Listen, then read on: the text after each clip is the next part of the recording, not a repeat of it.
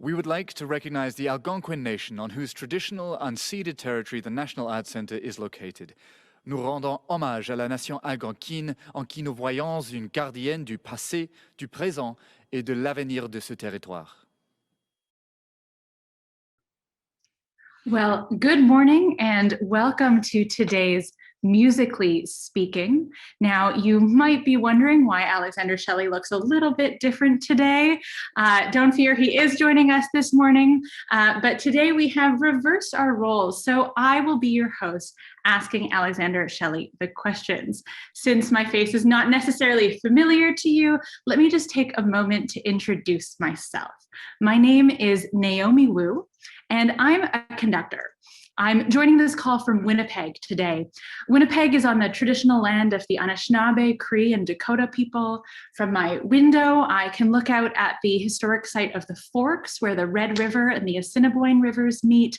This is a meeting place that has been a meeting place for thousands and thousands of years, over 6,000 years. This has been a meeting place for the traditional peoples of this land. And Manitoba is also the homeland of the Métis Nation and on Treaty 1 territory. So that's where I am. And here in Winnipeg, I am the assistant conductor of the Winnipeg Symphony Orchestra. This week, I am joining virtually the National Arts Centre Orchestra for a week of professional development.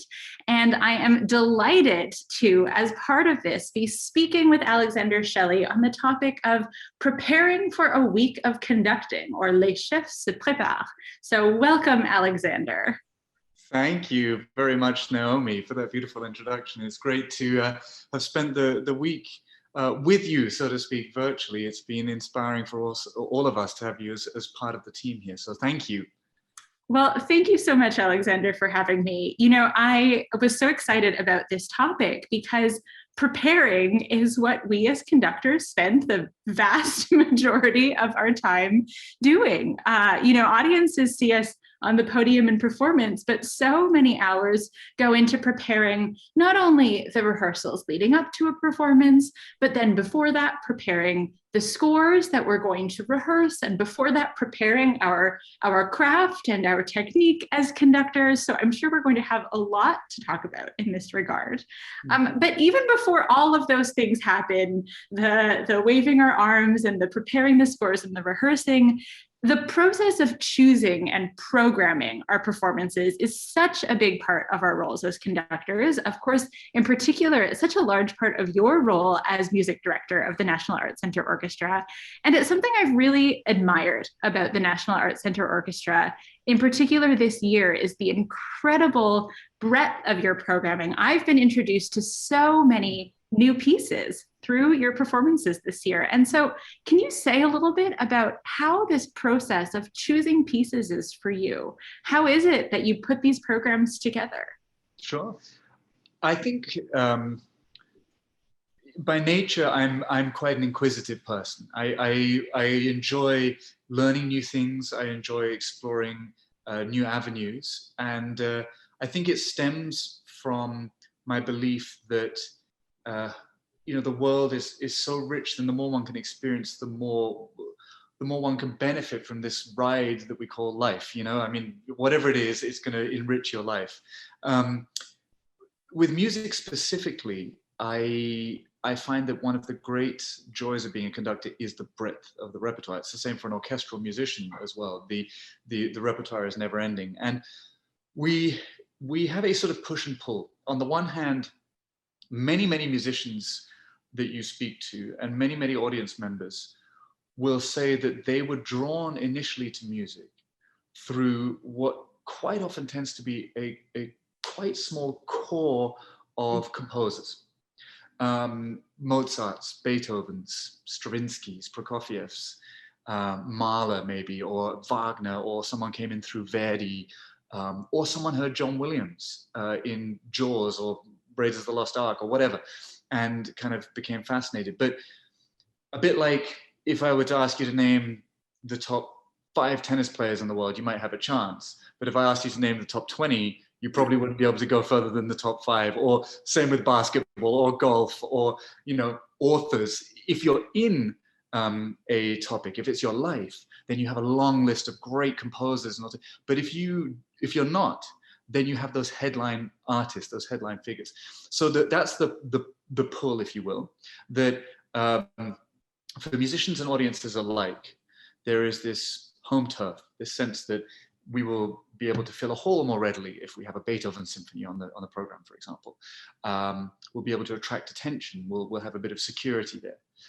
On the other hand, there's this counterbalance, which is that there are so many interesting voices out there, both in our contemporary repertoire, but then stretching back through history. Composers who have left legacies behind that perhaps have not been explored or celebrated in the way they could or should have been. Through quirks of history, this is the way history is. It is the way history is, that you can have Mozart and Mozart's neighbor, and they have the same history. They came from the same place at the same time, and you don't know the neighbor, right? Who's to tell what kind of chaos theory led to that? But it did. So I find, that ultimately our life as conductors and programmers as well is understanding that and saying, what is our appetite for risk at any given point? The risk being, let's put something on the program that people don't know and see if they come, see if they enjoy it. And what's our need for security and our desire also to continue exploring that core repertoire. So this season, we have had, as everyone knows, an extraordinary sort of confluence of things. So the pandemic has meant that everyone is at home. It has meant that it's been very difficult for orchestras to perform. It meant that our hall is empty. Black Lives Matter, and the broader conversation around identity that's going on, particularly in the Western world and particularly in the English-speaking Western world, is such a powerful and important and fascinating part of who we are becoming and the conversations we're having, that we found ourselves in a sort of unique environment where we as a symphony orchestra, for the first time in sort of institutional memory, we're saying, well, we don't have to fill the hall and we don't have to get to 50% capacity in that moment. What we could do is we could put together a program that might attract 15,000 viewers. It might attract 15 viewers. But if we believe in it enough, we'll leave it online, we'll produce it in the highest quality, we'll give all our, inject all our excellence into making this a great performance. And we'll let it live, we'll let people build a relationship with these composers. And so what we did was we said, let's feature great contemporary Canadian artists who have hit a hurdle right now at the beginning of their careers or in the middle of their careers and deserve the support of the National Arts Centre. That's what we're here for. We receive federal funding to be champions of Canadian artists. Let's feature young Canadian performing artists, get them on our stage. Let's look at the Canadian songbook, as we're calling it, going back over the last century of Canadian music. But let's also look across the world at historically underrepresented communities. And let's put their music front and center, whether that's women from history, whether it's Black composers, whether it's composers of color, whether it's Indigenous composers. And let's use this opportunity, this wonderful silver lining of the pandemic, that we can do that. And we'll say to our audiences, we believe in this music. Everybody has taste of different kinds, right? You ask 60 people what they think of a piece, you'll get 60 opinions, but we're going to put it out there in the highest quality we can, celebrate this music and see if it then can also become part of our model for moving forward, which it will. And that seems to be really speaking to what you see the role of an orchestra as being in its community, what you see the role of the National Arts Centre Orchestra of being in Canada. And I'd love to hear what that process was like for you coming into this National Canadian Orchestra as someone from Europe, from England. What has the process of discovering Canadian music been like for you? How much Canadian music did you know before you started? And what is your sort of take on the Canadian music scene, as you've been featuring so many of its wonderful musicians and composers on your programs over the past few years? Yeah, well, it was a journey of discovery. I have to say that my knowledge of Canadian composers before I came was pretty limited, to be frank. I knew some of the headline names, some of those composers who had more readily broken through the sort of national barrier onto the international stage. But it was a journey of discovery, and in the months leading up to starting the job, I listened to an awful lot of Canadian music, particularly contemporary composers when we're thinking about commissions. And have built, and we have built as an organization, and also developed organizations relationships that already existed over the last few years. And it's been such a joy for me. If I think of Anna Sokolovic, if I think of Nicole Lizet, the list goes on and on of fabulous creative artists that come from this country. And also, again, to sort of use a very 2020s phrase, represent the tapestry of what this country is. You get that in every country. Most countries in the world are multicultural. They are multicultural, and if you go to India, there's so many different sort of heritages and backgrounds from state to state, from place to place, and the same is true in China and in Germany. I mean, in Germany, it's just like in England. You've got two neighboring cities like Liverpool and Manchester, and Nuremberg, where I was music director, and Munich, and you've got the same old rivalries you find anywhere in the world. So I cherish this, I have to say, this discovery of individuals who represent in themselves, of course, aspects of their nation, but I think far more importantly as musicians, different facets of humanity, and they reflect that out in their music. So that's been very rewarding. And yes, as a national arts center, I think it's such an interesting point. There are strong arguments to be made for us having responsibilities that are somewhat different from other orchestras I work with. Even, the Royal Philharmonic, which is a national brand in the UK. I don't think we would necessarily there take on some of the responsibilities that I think that we can reasonably take on as a national organization. And that's to do with that national mandate.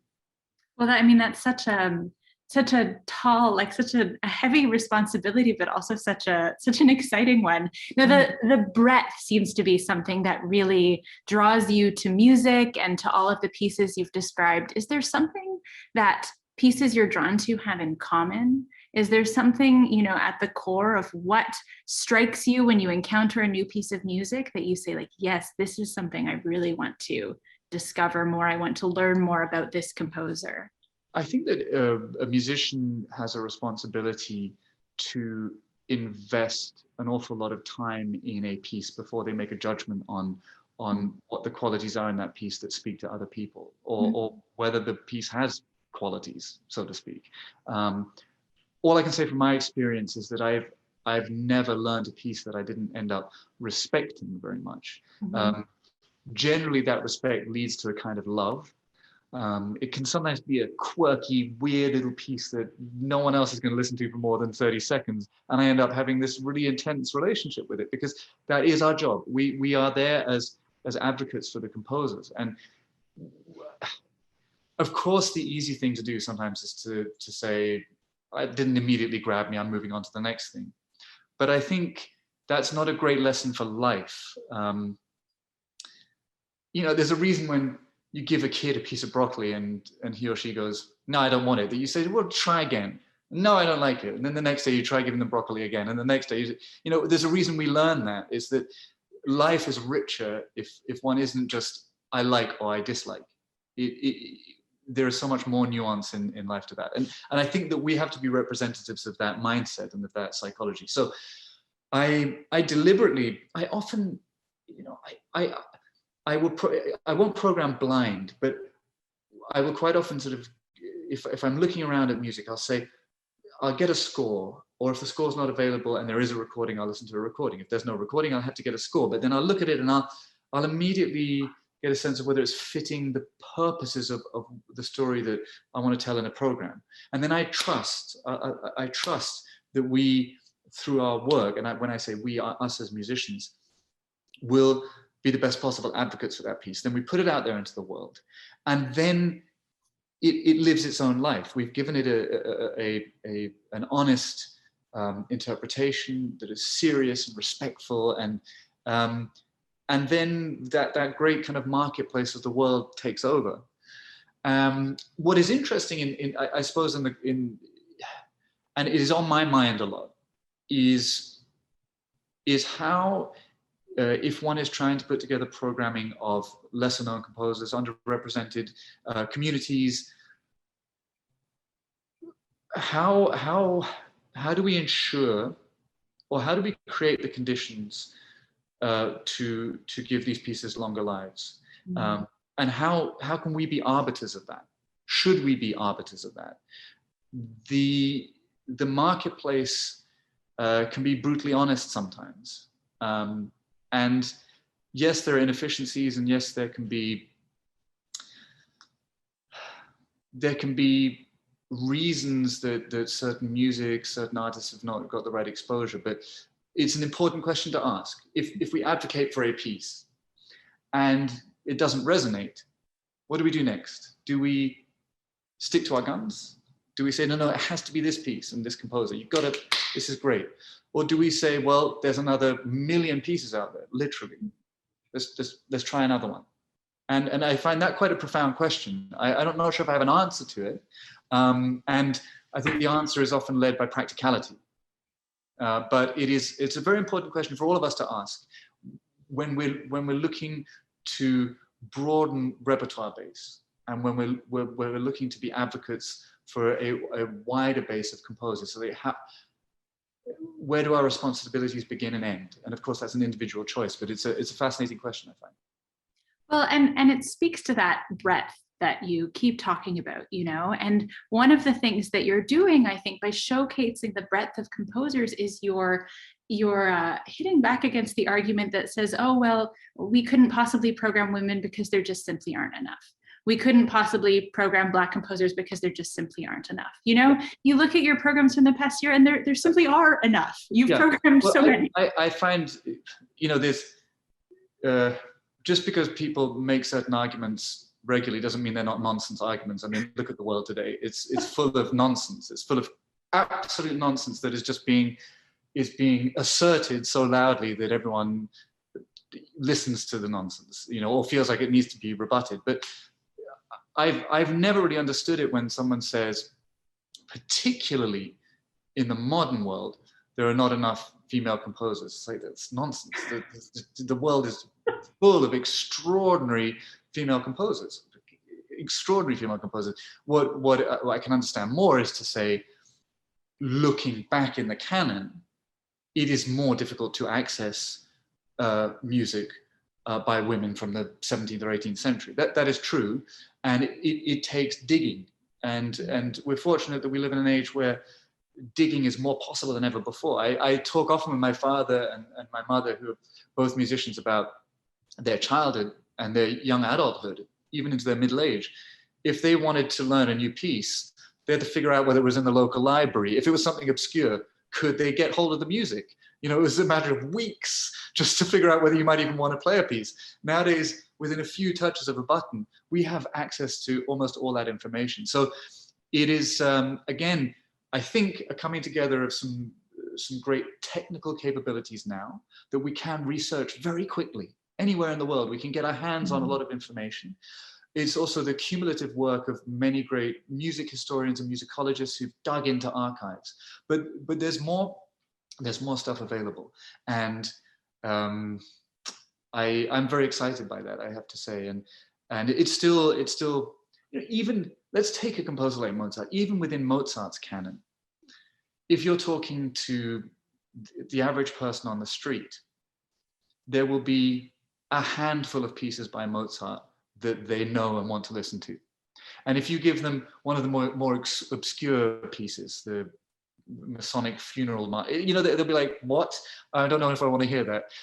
So even within the list of very famous composers, there's an even smaller list of very famous pieces that people know. So this is perfectly normal human nature. It's perfectly normal human nature. And I think it's very helpful for us programmers to be in that mindset.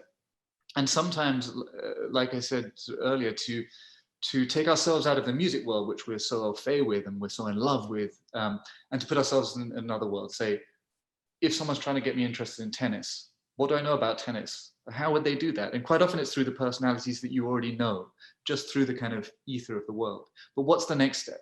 How do you persuade somebody that the number 98 in the world at the moment is super interesting and really worthwhile? And the thing is, for example, Netflix, they're creating these programs. Lots of, BBC's done it, CBC's done it, but I just name Netflix because it's, 2021 and Netflix and chill. But these shows, my wife and I recently watched the Formula One, Drive to Survive. We were not into Formula One.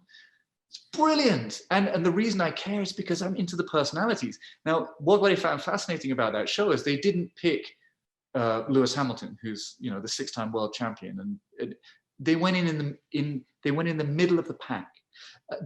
Those really brilliant drivers who are fighting to be seen within that pack of 20 drivers, and the politics within it, and how do they establish their names? How do they get to the front of the pack?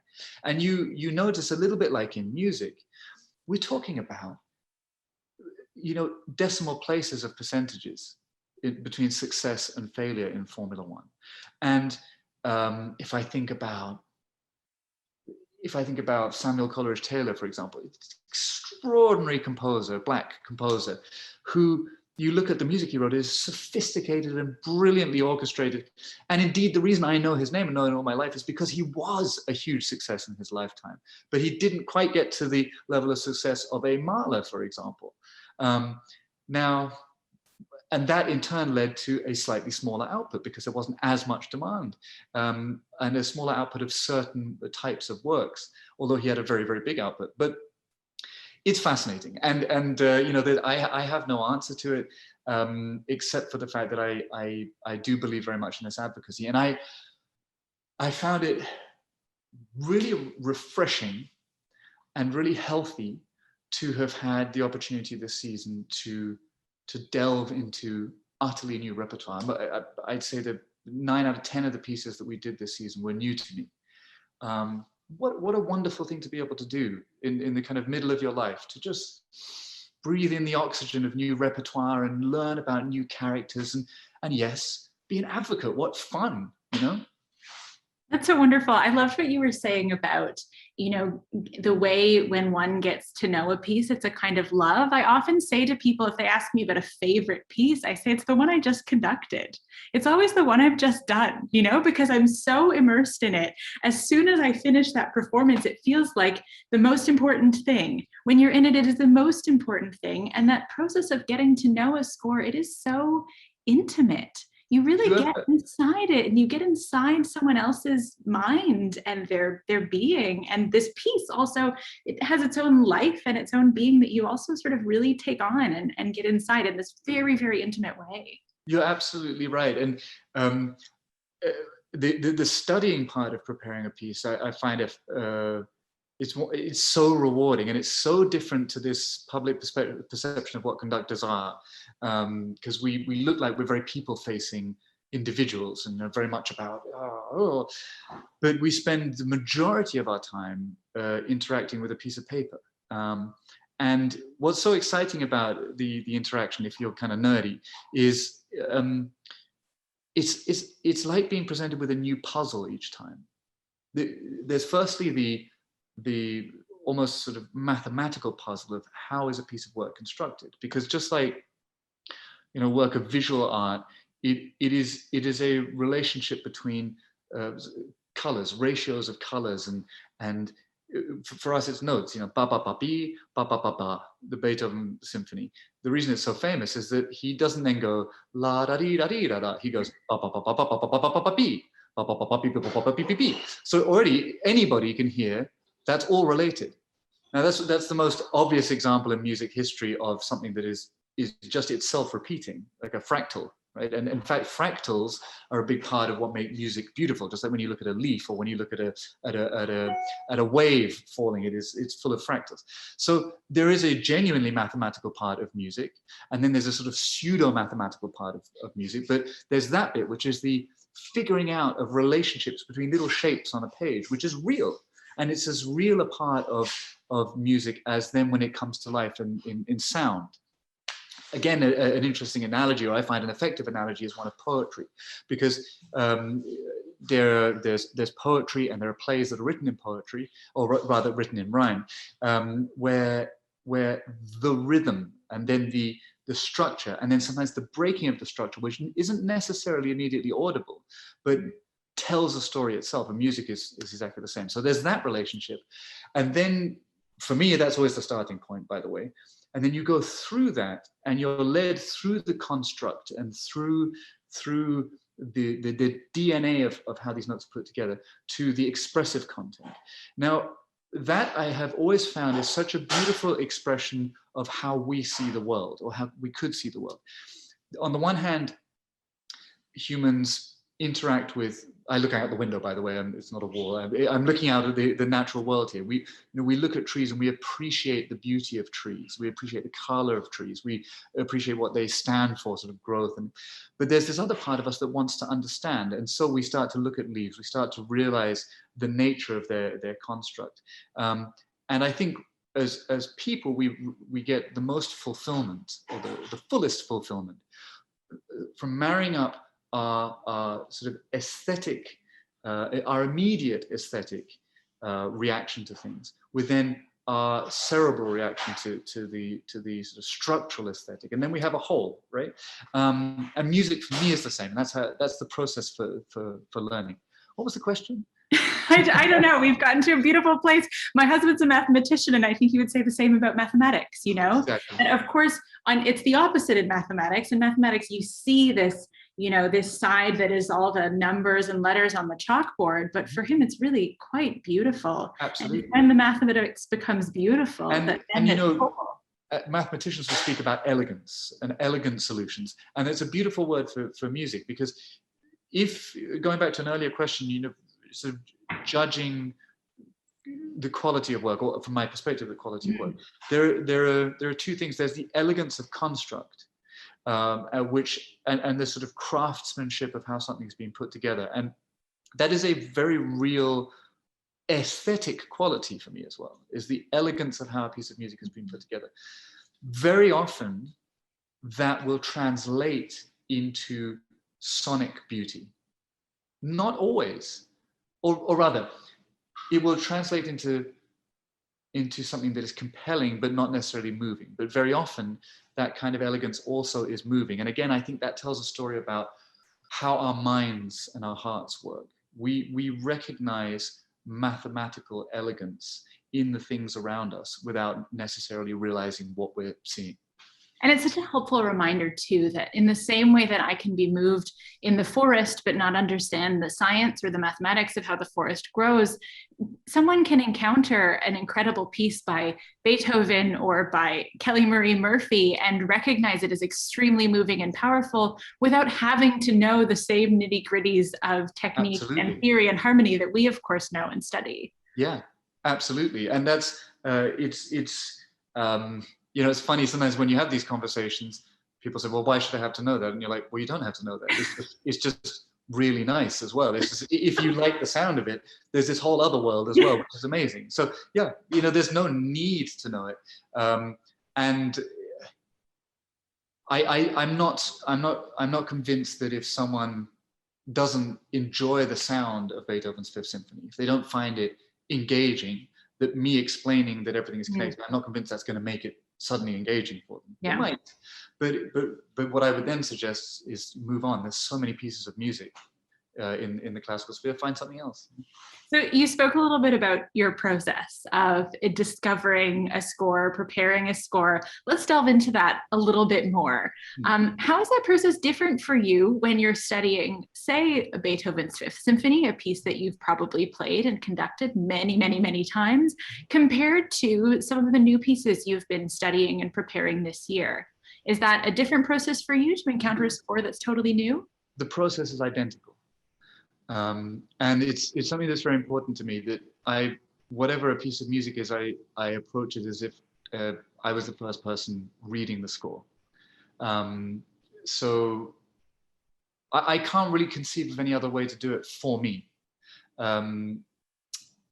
I look at a Mendelssohn symphony, if I look at a Beethoven symphony, I just have to imagine that Mendelssohn just handed it to me and said, figure this out. And I have to do the same work.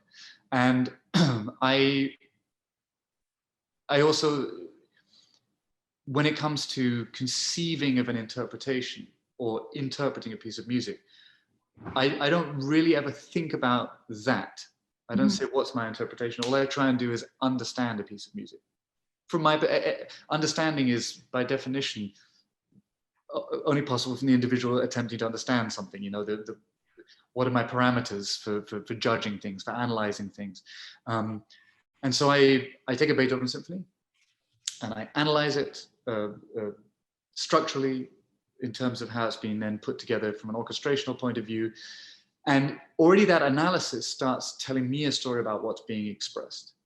I will then, where possible, contextualize this piece within the life of the composer, within the time in which it was written, because that's also just another tool when I'm thinking about it. But I would do the same thing with a piece by Kelly Marie Murphy, with anybody. With Anna Sokolovic, we just recorded a brand new piece that she's written for us and did the same thing. I just analyzed it, and then immediately you also, by the way, see where there are little errors, because if you're being really analytical, you can see, oh, that note doesn't fit here. Then you check with the composer, and they're like, oh yeah, by the way, that you're right, that's the wrong note there, and then you're also sort of helping with that. So I think it was Picasso that said, an artist spends their life trying to draw a perfect circle, and it's the deviation from the circle that defines their artistry. And that's for me what interpretation is. I'm not saying what is Alexander Shelley's take on this. I'm saying, how do I, as Alexander Shelley, understand what Kelly Marie Murphy wants? How can I, from my perspective, get as close to realizing what I see on the page, with excellence and integrity, and with inspiration? And generally, then, I don't have any questions. Generally, everything that a composer writes makes complete sense. Where older music can be more complicated is that you have these layers of tradition that build up. And again, I think we live in a very fortunate time. It can be a time that's disconcerting as well. But if I think of let's take Beethoven again, because it's simple. If I think about Beethoven and the recorded history of whatever, the Fifth Symphony, you have from the early 20th century through until now, recording upon recording that probes the piece from different angles. And you often have contemporaneous recordings from the early 20s that are completely different in their approach, sound, tempo, articulation. And that sort of goes through history. So you already have lots of touch points there. But then you have the advent of period performance movement, and the sort of great advocates there like Harnoncourt, Roger Norrington, John Eliot Gardner, and so on and so forth, making sets of recordings where they experiment with ideas plucked from their understanding of what the period performance practices were, using the instruments from the period. And suddenly for conductors of our generation and for interpreters of our generation, you have a wonderful set of frames of reference for different ways of approaching it. And the reason that that's great is that it's not necessarily a shock. If you go to your orchestra and you say, I want to do Beethoven with the tempi that are marked in the Bärenreiter score, you're not the first person to have done this. The likelihood is that at least 50% of the musicians in the orchestra have either got a set of recordings that they enjoy or heard, and they're kind of on board. There's another 50% you might need to pick up and bring with you, but that means that we don't have to rock the boat as much as some of our great predecessors. Like Harnoncourt. He had to fight, and John Eliot Gardner. They do this extraordinary work, fighting to bring to life their vision. But it's disconcerting also because all of that is available as never before. And what do you say? I mean, I know what I say, but what do you say if someone comes up to you and says, so these tempos were good for Karajan, what's wrong? Why do you need to do something different? And I grew up listening to the Karajan recordings of Beethoven. They're extraordinary. They're one of the things that drew me into classical music. I approach it differently now out of conviction. But that's why the process I have is so important to me, because I try to imagine that stuff away for better or for worse. I don't know if it's a good idea or not, but it's the only way I can honestly stand up in front of anybody and have a conviction about anything, is by actually having thought about it myself, rather than just borrowing somebody else's approach and saying, well, this is probably good, you know? I mean, I feel so strongly that this is why we do live performance too. You know, the reason we do live performance is because it is different every single time. You cannot replicate exactly a previous performance. Even yourself conducting the same piece 3 nights in a row, it's going to be different every single time. And that's the excitement of it. And that's why a composer hands over a score to us and says, perform this live, and doesn't instead say, in this day and age, I'm a composer of electronic music. I put all the notes where I want them. I make all the sounds how I want them. There's my piece. It is as it is. You know, I think a composer, it's a great deal of trust that they put on us. But I think for a composer who hands over that score, they also are trusting both that we will, you know, give it the attention and the love and the care that it deserves, but also that we will do something with it that only a live performance can do, and that another conductor or orchestra or whomever would do it differently, and that has to be okay. That's Absolutely, absolutely. And I couldn't agree more. And I'd add that the other beauty of live performance is that, for me, sharing in these pieces is a communal experience. Mm-hmm. It's prayer, for example, whatever you're praying to, or including secular prayer, whatever one understands, is just there's this moment of doing it alone, which is very, very special. But as soon as you start to commune with others, it becomes a different experience. It's the same act, but it's a different experience. And I know that performing to an empty room in the last year has, yes, detracted significantly from the experience of making music together. It's still been beautiful because I have the privilege of working with the National Arts Centre Orchestra. They're extraordinary musicians, and we are able, even in this really unknown repertoire, to try and find each other on stage, separated by 2 meters across this empty hall. It's weird. But even in these most difficult of circumstances, there have been many moments of beauty. But I think anybody who performs can tell you that they're just desperate to get back to sharing it. We're about sharing. That's what musicians do.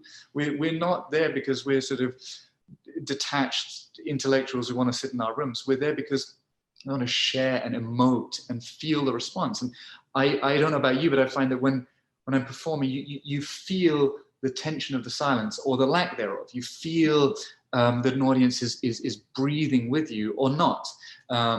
And it augments. And I often say to audiences, they are performers in the live experience. It is true. It's not just some nice sort of, it is really true. Your presence in an auditorium will change what happens on stage.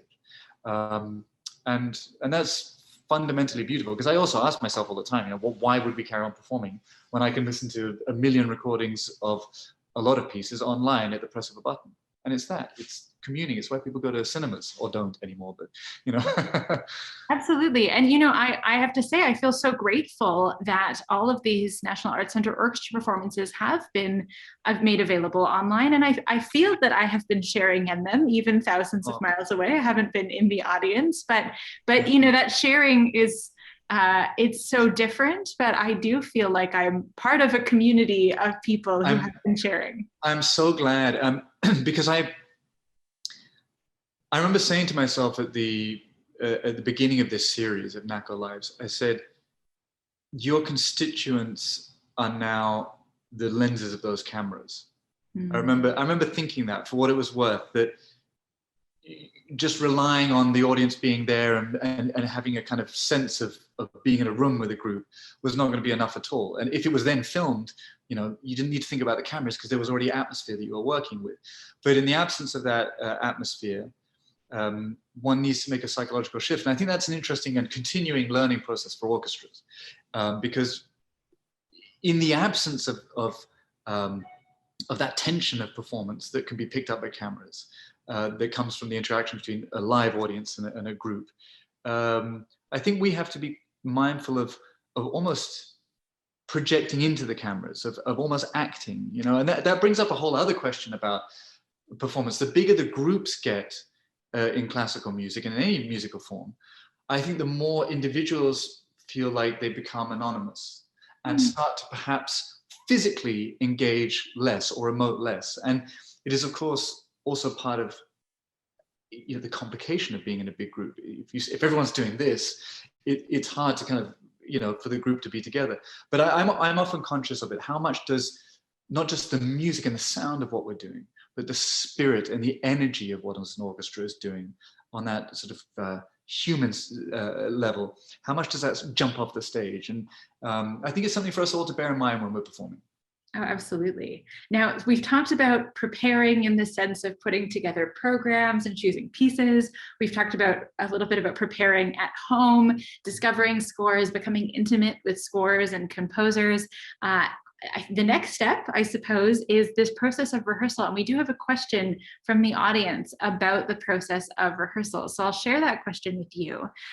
Sue Kane asks, does it ever happen that a piece that went well in rehearsal doesn't in live performance? And how does that affect your next performance of that piece? So maybe you want to speak a little bit to the process of rehearsing and then Sure. touch on Sue's question. Well, rehearsing is very interesting. For conductors, it's the sort of most important bit, and it's very different. I know that's not correct. Performance and rehearsal are two very different things, and there are lots and lots of different ways to think about rehearsal. I feel like the way I rehearse, the way I pace things varies a lot from orchestra to orchestra, because different orchestras have different rhythms of rehearsal. Some orchestras have very few rehearsals, some orchestras have lots of rehearsals. And it also depends whether it's the first time you're working with an orchestra or whether you have a long relationship with an orchestra. But ultimately, for me, you want to create the conditions in rehearsal that allow you to take flight in performance. Mm-hmm. Now, that is a personal approach. You could perfectly reasonably go nuts in rehearsals and do like performance, you know, right from the very beginning of a first rehearsal. You could just be fully in it. I quite like to sort of save my fastest lap times for the race. You know what I mean? I like in the rehearsals to cover the corners that are the most challenging, are going to be the most challenging in the race. Sort of have an understanding of what to play with this analogy, the G-forces are going to be, and you know how much throttle we're going to give, and just test all of those. Make sure the tires are tight, the engine's feeling good, blah, blah, blah. And so that then when we get into the race, there's the exhilaration of going into the next gear. Wow, I milked that analogy a lot, but I think that's important. I think it's also important in rehearsal to, if you don't know an orchestra, to have a sense of what's required in order to galvanize an orchestra into the performance mode. But to speak to nuts and bolts, what you're often doing in rehearsal will depend on the piece. If it's a Beethoven symphony, to go back to our sort of favorite topic here when we're talking about older music, you will be judging, you know, what are the performance traditions of a group that you're in front of? Do they align with what you're trying to achieve? What can you, from the performance traditions, maintain within the framework of your vision? Because that's, of course, a starting point for a conductor. For most, I mean, again, it's a personal thing, but what is the point in being in front of a great orchestra with a rich tradition if you undo everything about that tradition? At the same time, you have to have convictions, and you arrive with a fully formed idea of what you want to do. So you're saying, when I hear the sound of the strings or the sound of the woodwind section or the brass section, how can I take the best of what that is and make it part of what I want to achieve? When I hear an oboe solo, how can I allow the conditions to exist for that oboist to feel utterly themselves and able to do what they want, while aligning with what I believe are the intentions of a composer. And again, that applies to Kelly Marie Murphy as much as Beethoven. The only difference is an orchestra will likely have far less sort of inherited traditions around a Kelly Marie Murphy piece than a Beethoven one. So sometimes you're trying to find elegant and eloquent ways to unpick certain traditions an orchestra might have, and also to be convincing about why you want to go another direction. And I have had many successes and many failures, and will continue to do so. You know, it's always a process of learning as a conductor. You know, I should have pushed more here. I should have pushed less there. I should have insisted more here. I should have inspired more there. You're always learning. I learn with my orchestra every day. We've known each other for over a decade, and we've been working with each other for over a decade.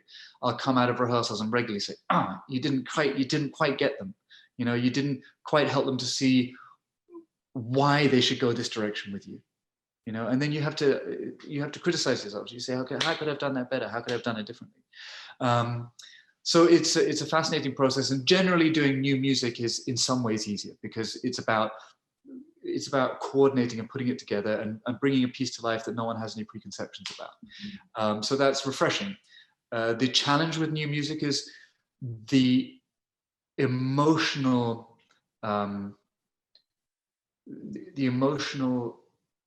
investment that you get on day one is often not there. If someone knows they're about to play Schubert's Unfinished Symphony, there's already this kind of, I know what's coming. This is going to be wonderful. I can't wait for that moment. And if it's a piece they've never played, it's kind of a blank slate. So yeah, it's a very interesting question. Then when you get into performance, the reason it's so different for a conductor is that it's purely about galvanizing and focusing and centering. It's about making evident to musicians and audience alike that this is a moment of transcendence, because that's what music is. It's transcending the verbal. It's transcending the things that we can easily articulate. If you can easily articulate them, you don't need music, right? It's going into a different realm. And again, where you might in rehearsal have given an upbeat like this, in performance you can suddenly you can do things that are slightly different, and you're building on a framework that you've built in rehearsal. You know? I love that race analogy. I'm gonna keep thinking about that.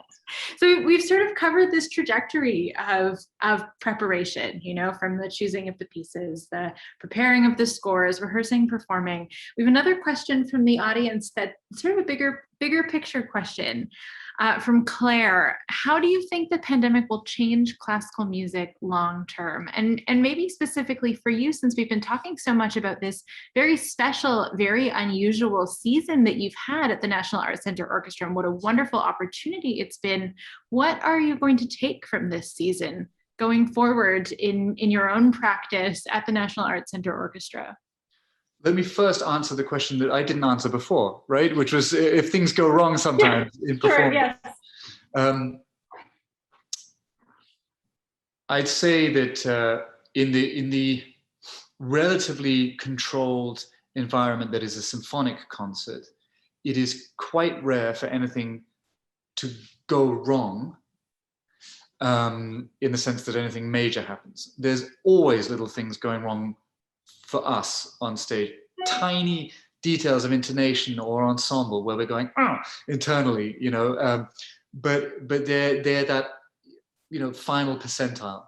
But it's nothing when anything catastrophic happens. In the opera, that's a completely different that's a different thing. I mean, I remember spending 2 months rehearsing for a new production of Gounod's Romeo and Juliet in Copenhagen at their extraordinary opera house there, the new one. And it starts off just like the play does, with basically a few lines about everything that's about to happen in the story. Two houses, both alike in dignity, blah blah blah. And we had two coffins on stage and the two families coming through. So it's sort of the final scene off the top.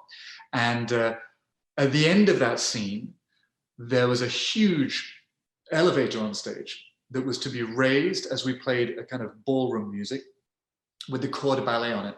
And when it reached the top at a musical cue, the corps de ballet was to run out on stage, and there was going to be this amazing energy. And we've been rehearsing for 2 months. Opening night, I'm down in the pit. I get the green light to start. I conduct the introduction, the slow music, and then we start the waltz. And off we go. And I can see the elevator is rising, and the heads of the dancers start to come out like this, and then they stop like this. And I can see kind of hands, they're doing their stuff, but it just stops. And we're in the middle of and the elevator doesn't rise. And we're kind of halfway through, and I'm looking left and right, what's going to happen here? Then my red light goes on my desk, and we cut off and they close the curtains. And they had a big technical failure, and it didn't rise. We ended up canceling the premiere. They were on the phone to the people who built it in Frankfurt from Copenhagen. It's 8 o'clock at night. Couldn't get it working, and so we had to postpone the premiere. That's a problem. That sort of stuff I never experienced in the concert hall and symphonic stage, and that's a major problem. But in the opera, it can always happen that someone comes in. It's a different cast member. Someone's fallen ill, and you have someone else come in, and you have to really shepherd them through. And that is a particularly exciting facet of conducting, I find. I love that when you're kind of, things are going wrong, how can I coordinate and help? And there's two signs. This one is an important one, and this one is an important one. Go, stop, go, stop. So as to the pandemic and classical music, I think there are two things we're talking about when we talk about the pandemic. We're talking about the pandemic, and then we're talking about Black Lives Matter and the conversations around equity in our society.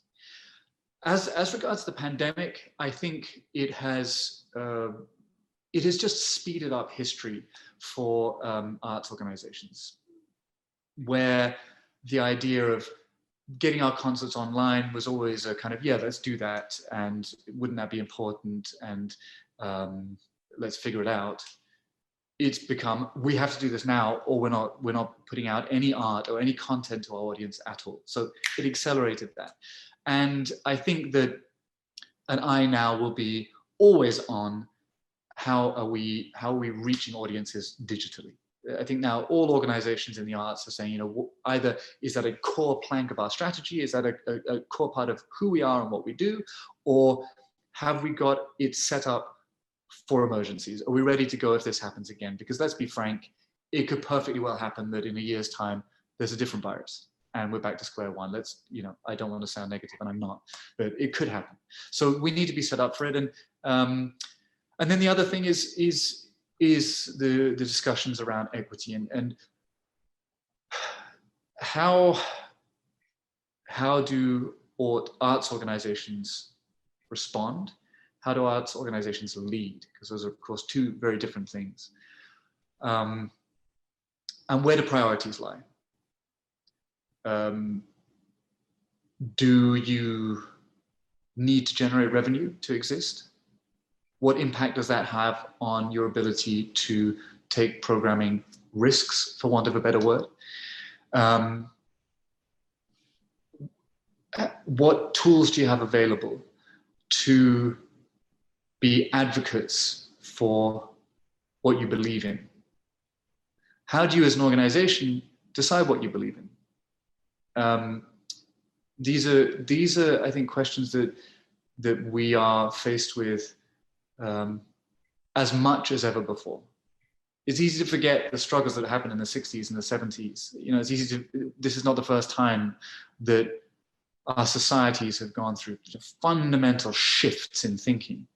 And I'd say for skeptics out there, and for individuals who are fearful of change, just think about that. Think about the fact that our societies have been wrought with change over even just the last century, even just the last 50 years. And it has ultimately always been for the betterment of society. It has always brought more people into the tent, even though it's imperfect. So so I'm really an optimist about it, but I find it a tantalizing question. How do we do good? That's ultimately what you're trying to do. You say, how do we do good? How do we do good by the institution? And doing good by the institution means the institution doing good by other people. And you could turn it around. How do we do good by people? That means doing good by the institution. And you need to bring that together. But I've been having, conversations in the last year that I haven't had in that form before in my life. And they're really challenging. They're really challenging. The concept of systemic racism is something that's very, very challenging to unpick, but I'm thrilled that I've been faced with that challenge and continue to ask myself that question. And again, I think it's only for the betterment of us all that we ask ourselves those questions. Well, I think that's such a powerful and hopeful note, and in a time in which we've all had to change so much. I mean, we've really been forced to adapt. There has not been any other choice during the pandemic. Don't we also all have a responsibility to make sure that that change is for the better, to make sure that as we adapt, our compass is pointed in the direction of the world that we want to live in?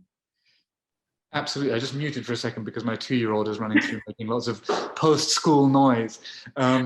No, I couldn't agree more. And you, Naomi, also represent so much that is positive about the future. I mean, you're such an engaging person. You're such a thoughtful person, alongside being such a great musician. And, again, to my point earlier that the world is full of amazing musicians and amazing personalities. We just look at this conversation. So I thank you for leading us through this conversation, having it, and also for the work you've been doing within the center in the last week. It's been inspirational.